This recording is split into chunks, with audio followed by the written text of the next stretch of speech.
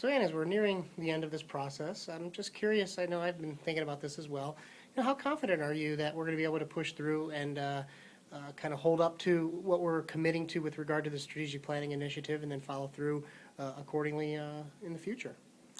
Dan, am very, very confident that we'll be able to continue this process.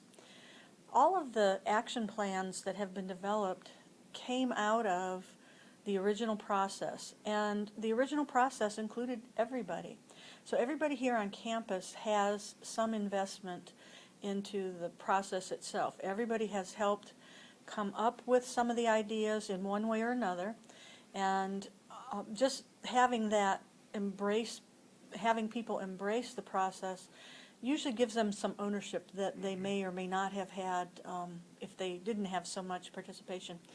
But even more, I really am confident that it'll continue, because part of the process has involved our development of a process that will sustain the whole strategic planning process, that will sustain the institutional effectiveness process.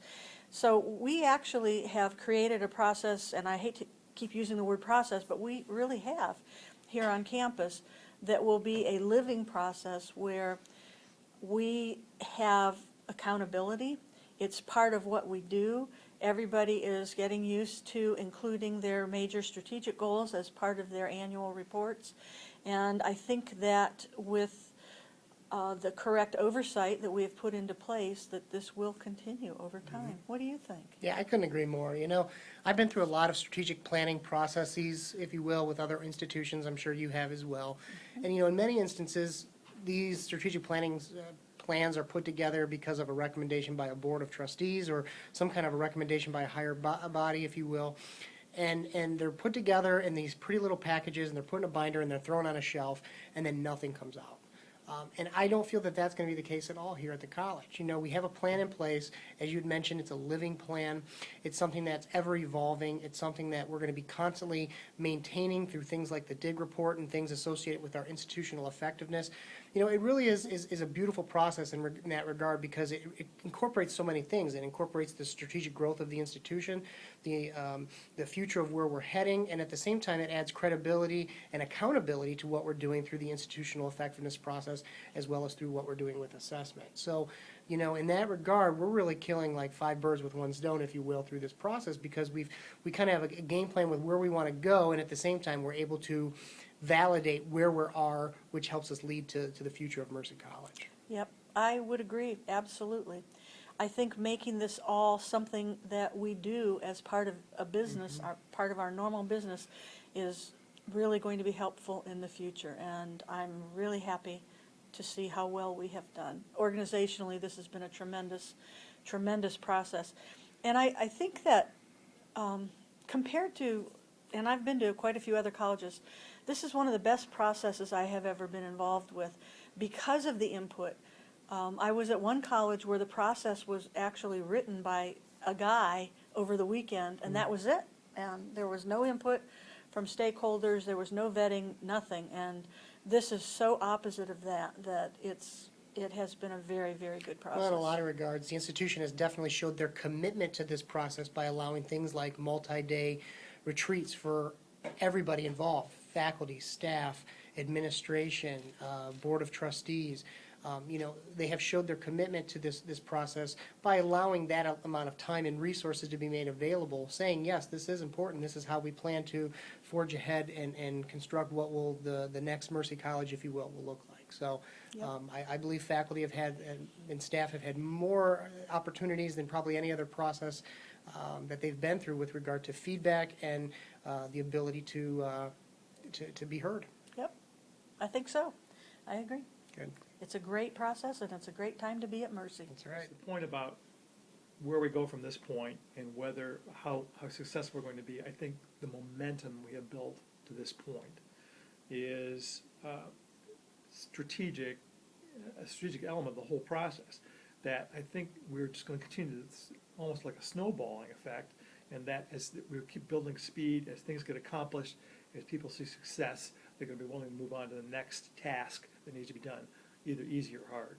I think that's but it's got a life of itself right now, at least to me it does. I think that's true, and the fact that we can already report that some things have been accomplished in the intervening months since last August. So the ability to show folks how the process has worked, I think, will be a critical factor in maintaining the momentum that Mike discusses.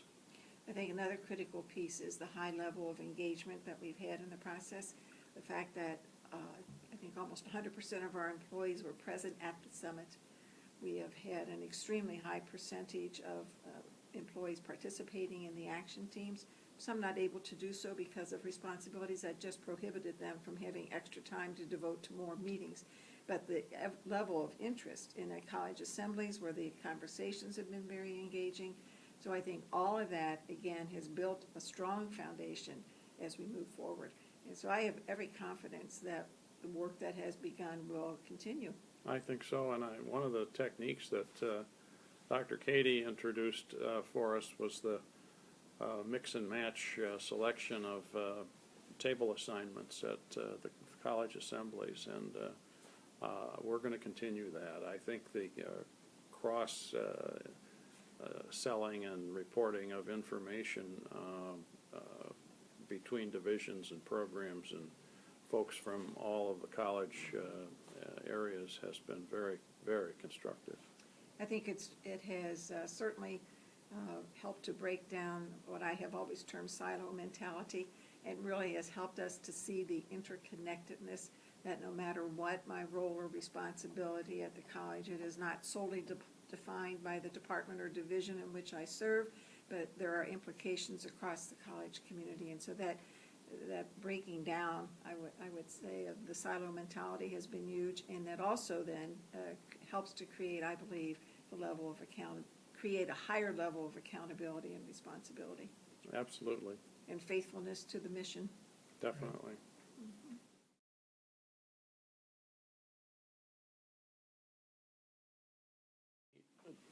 Takeaway from the process of Leadership Council over this summer has been remarkable in my judgment. It was the first time the Leadership Council fully engaged in taking forward the action plans from the summit and more fully engaged itself in the process of determining the college's future than it has in the past. The Leadership Council has tended to be a simple reporting kind of forum where folks would report on their program or division activities, and the leadership aspect of the council's responsibility tended to get lost in the pressure of daily or monthly business. The members of the Leadership Council have participated in the various committees throughout the year and have been engaged in the various reports that have been put together. But this was the first time, this series of 3 meetings has been the first time that that the Leadership Council has come together as a body to discuss those various reports and to actually put concrete steps into the action steps, concrete things that needed to be done. And that was a significant shift, at least in my mind, in terms of what the body has done in the past. Another piece that I think is significant is the amount of time that Leadership Council devoted to this process. Really almost 3 full days of meeting time that ordinarily would not have occurred over the summer months. And so I think it is a new process for the Leadership Council, and also seeing the amount of time that it takes to really engage in the conversation and to probe deeply and see what needs to be done, and also identify gaps, as I think Leadership Council has done well over the course of these 3 meetings.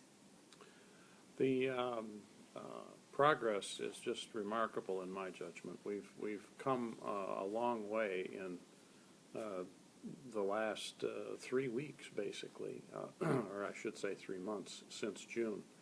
And by setting the agenda, by referring back to the reports out of the summit from last summer and by involving the action teams in the refining of those reports, we've come up with an agenda that I think will enable the college to make progress in areas that we really hadn't had time to focus on before.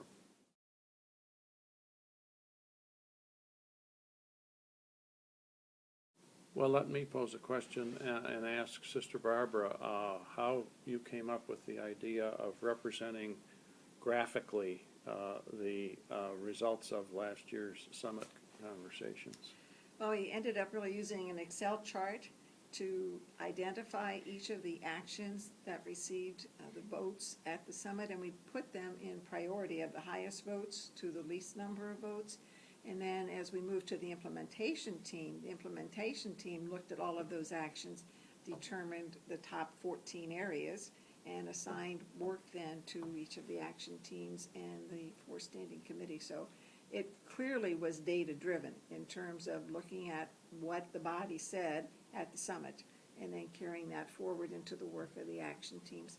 And I was conscious during leadership council meetings, the one in June and one in June and 2 in July, that members of leadership council looked at that information as they went about their work this summer. So I think that we've certainly included the whole circle, so that data really did clearly drive the work. I think there's been a conscious effort all year long since the summit, and all year long with the different reports, and again this summer with the reports and with leadership, to try to make sure we close that loop. You suggested, Sister Barbara, that we report back to the body of the whole the results, what's been accomplished, what has not been accomplished, what we hope to do in the next year, and the rationale for that. And if there's been changes, and there are some changes, I think the leadership's reporting, that we have justification for those changes. And then we say, no, there was a hole here we need to fill as leaders. We see that there's a hole here. And it makes a real logical plan to me. My sense is that when we gather in August, again with all of the college employees, they will be very pleased to see the work that was done this summer, and they will have a very clear picture of how it all ties together. And I think that is one of the things we promised in the whole strategic planning process, was that we would be transparent in communicating information and that we would be held accountable. And I think the body as a whole will see that very clearly, and that will just strengthen the work as we move forward. I think the reporting process is a wonderful example of the accountability and transparency that we promised, and I think we have delivered. I do too. I think everything has been available. It's been available on our D2L format. It's been available through our blog on Mercy 2020. We have provided hard copies in some situations. So all the information is there. It is available.